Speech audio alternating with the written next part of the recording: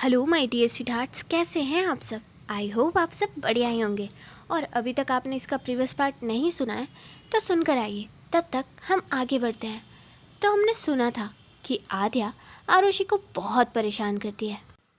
Then breakfast table पर जानवी ऋषु को देख रही होती है, जो कि आद्या नोटिस कर लेती है और आद्या को आरुषि नोटिस कर लेती है। जिसके बाद आरुषि जानवी को समझाने के लिए साइड में लेकर जाती है। अब आगे आरुषि और जानवी दोनों ही बात कर रहे होते हैं। तभी आरुषि कहती है, अच्छा ये सब छोड़, मुझे बता कल क्या हुआ था। जानवी कहती है, तुझे सच में याद नहीं है। आरुषि कहती है, नहीं है, तभी तो पूछ रही हूँ ना। जानवी कहती है, कल तूने क्या क्या बोला पता है तुझे। तूने कहा आद्या आपको गिफ्ट चाहिए था ना, और पता नहीं तू क्या क्या बोल रही थी। जानवी आरुषि को सब बताती है। आरुषि ये सुनने के बाद कहती है, शेट, मैंने आद्या की बर्थडे पार्टी बिगाड़ दी। जानवी कहती है, नहीं नहीं, हमें तो बहुत मज़ा आया था। आरुषि कहती है, चुप हो जा तू। जानवी कहती है, ओके ओके ठीक है, चल अब मैं जाती हूँ, वैसे भी मैं कल से यहीं हूँ। आरुषि कहती है, देन जानवी वहाँ से चली जाती है। जानवी के वहाँ से जाने के बाद आरुषि खुद से कहती है, मैंने आपकी बर्थडे पार्टी बिगाड़ दी ना, अब आप एक सरप्राइज़ तो डिज़र्व करते ही हो। उस दिन आपने अपने दिल की बात बताई थी, लेकिन आज मैं कहूँगी। देन आरुषि स्माइल करते हुए अपना काम करने लगती है। दूसरी तरफ आद्या जो अपने ऑफिस में थी, जहाँ पर वो अपना काम कर रही थी, तभी उसका फ़ोन रिंग करता है और वो देखती है कि किसी अननोन नंबर से कॉल है, तो वो कॉल पिक कर लेती है। तभी सामने से मिस्टर वर्मा वो कहते हैं, हेलो मेरी प्यारी बेटी, वो क्या है ना, तुम्हारे बिना मेरा दिल नहीं लगता, सो मैंने सोचा कि तुम्हें एक गुड न्यूज़ दे दूँ। गुड न्यूज़ ही है ना, हाँ हाँ गुड न्यूज़ दे दूँ। वो क्या है ना, कल तुम्हारी बर्थडे पार्टी बहुत अच्छे से गई। अब क्या है ना, तुमने मेरे बेटे की लाइफ हेल्प कर दी। उसे जो चीज़ चाहिए वो तो मैं उसे दिलवा कर ही रहूँगा, फिर चाहे मुझे कुछ भी करना पड़े।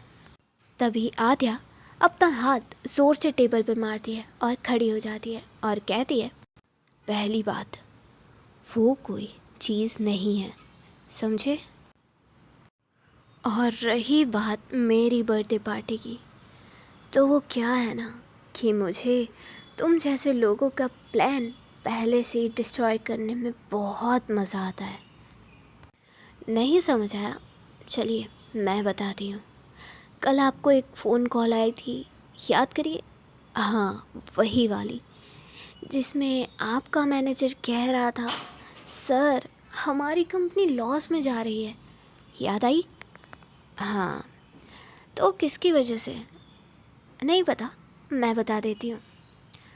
ऑफ कोर्स वो मेरी वजह से है, क्योंकि मैंने आपकी कंपनी के सारे शेयर्स खरीद लिए हैं। सो मिस्टर वर्मा, मुझसे बच कर रहिएगा। देन आद्या वो फ़ोन कॉल कट कर देती है और अगेन अपनी चेयर पर बैठकर अपना काम करने लगती है। तभी वहाँ पर सैम आता है और कहता है, आद्या मुझे कुछ बताना है। आद्या कहती है, बोलो। और वो ये अपने फाइल्स में देखते हुए कह रही थी। तभी सैम कहता है, आद्या वो देव, वो कुछ तो प्लान कर रहा है। सैम जैसे ही ये बोलता है, आद्या अपनी फाइल से नज़र हटाती है और कहती है, सैम मैंने तुम्हें ये नहीं कहा था कि तुम मुझे ये बताओ कि वो प्लान कर रहा है, क्या प्लान कर रहा है, ये जानना है मुझे सैम। सैम कहता है, तो मैं भी वही कह रहा हूँ कि देव भाभी जी को हर्ट करने का प्लान कर रहा है। आद्या जैसे ही ये सुनती है वो अपनी चेयर से खड़ी हो जाती है और कहती है, क्या? आरुषि को वो ये कभी नहीं कर पाएगा, उससे पहले ही वो हर्ट हो जाएगा। सुनो, मुझे मेरी सारी की सारी अच्छी सी अच्छी गन्स मुझे चाहिए, और अगर नहीं है तो मंगवाओ, वो भी आज के आज, समझे? सैम कहता है, लेकिन आद्या, गन्स लाना वो भी दूसरे शहर से और आज आसान नहीं है। आद्या कहती है, सैम मैंने जो कहा है वो करो, समझे? सैम कहता है, ओके। देन सैम वहाँ से चला जाता है। आद्या कहती है, देव तुम्हें क्या लगता है मेरी आरुषि को छूना इतना आसान है? मैं तुम्हें उसे छूने भी नहीं दूंगी। अगर बात मेरी आरुषि पर आएगी तो मैं तुम्हारा इस दुनिया में ज़िंदा बचना भी तुम्हारे लिए बुरा साबित करके दिखाऊंगी। नेक्स्ट सीन, रीशु जो कि बैठी हुई थी हॉल के सोफ़े पे, तभी जानवी वहाँ से जा रही होती है, लेकिन रीशु उसकी तरफ देखती भी नहीं है। जानवी उसकी तरफ देखती है और मन में सोचती है, यार एक बार तो रोक लेती, मुझे तो याद भी नहीं करती कैसी लड़की है, कुछ बोल ही देती। देन ये सोचने के बाद जानवी घर से बाहर निकलती है। तभी रीशु देखती है कि जानवी चली गई है, तो रीशु उसे देखने के लिए उठती है और मेन डोर से बाहर निकलती है और देखती है। वो जैसे ही मेन डोर से थोड़ा आगे जाती है, तभी उसके पीछे से जानवी कहती है, क्या हुआ, मुझे ढूंढ रही हो? लेकिन वहाँ कहाँ देख रही हो, मैं यहाँ हूँ। रीशु पीछे टर्न करती है और कहती है, क्या मैं आपको नहीं देख रही हूँ, मैं तो बस। जानवी धीरे धीरे आगे बढ़ती है और कहती है, मैं तो बस। क्या, बोलो आगे। रीशु कहती है, कुछ नहीं, और ऐसा कहकर वो अंदर जाने लगती है।